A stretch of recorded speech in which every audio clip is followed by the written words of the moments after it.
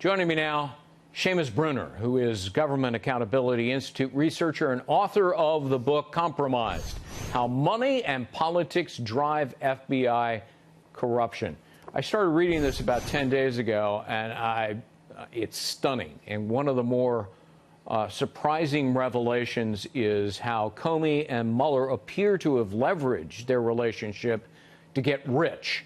I want to talk about one instance. So Mueller is head of the FBI, and the FBI lavishes a $1 billion contract to Lockheed Martin, where James Comey just happens to be the general counsel. How rich did Comey then get?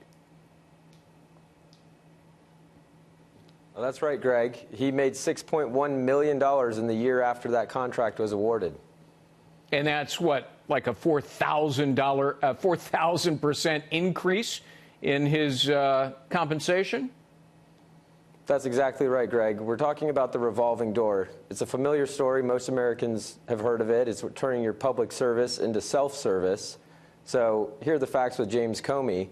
In 2005, he was worth just $206,000, modest income, modest net worth. He had a mortgage. Well, he goes to Lockheed Martin in 2005 as general counsel and also senior vice president.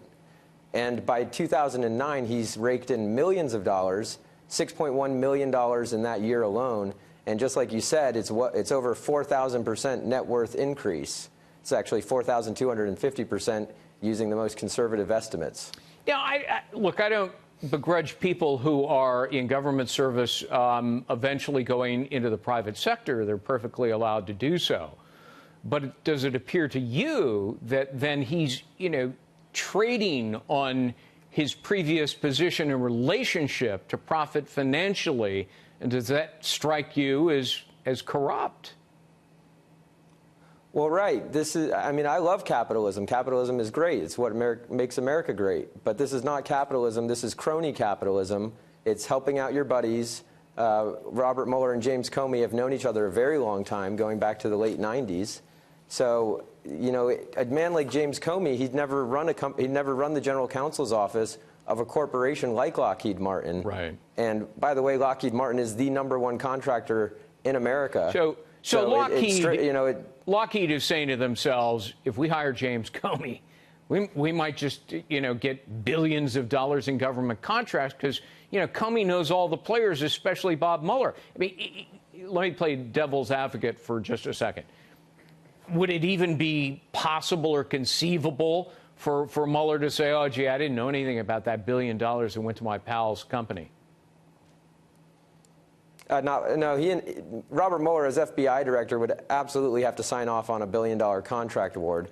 And also, there are multiple contracts that go to Lockheed Martin while James Comey is the general counsel from Robert Mueller's FBI. And Robert Mueller announces them and celebrates the fact that Lockheed Martin won the award.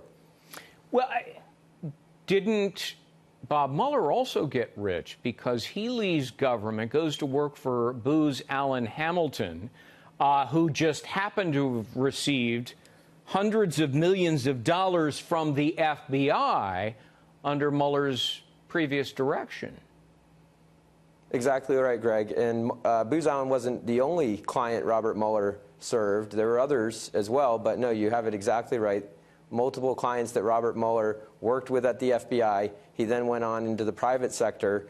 He and Comey kind of work as this tag team. Comey tags in, Mueller tags out. In 2013, Robert Mueller goes and sets up Robert Mueller and Associates, a consulting firm, and then also takes on clients through the firm WilmerHale, who, by the way, several attorneys from WilmerHale join Robert Mueller on his special counsel, Clinton-connected attorneys, no less.